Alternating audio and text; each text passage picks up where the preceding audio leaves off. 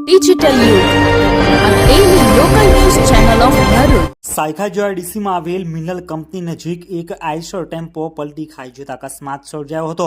જોકે અકસ્માતમાં કોઈ પણ પ્રકારની જાનહાનિ નોંધાવા પામી ન હતી.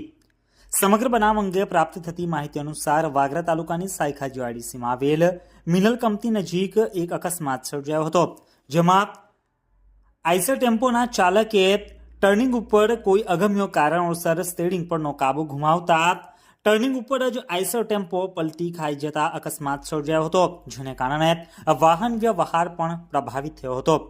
અકસ્માતમાં આઈશર ટેમ્પોને મોટા પ્રમાણમાં નુકસાન પહોંચ્યું હોવાનું જણાઈ આવ્યું હતું, જ્યારે ચાલકને માત્ર સામાન્ય ઈજાઓ થવા પામી હતી.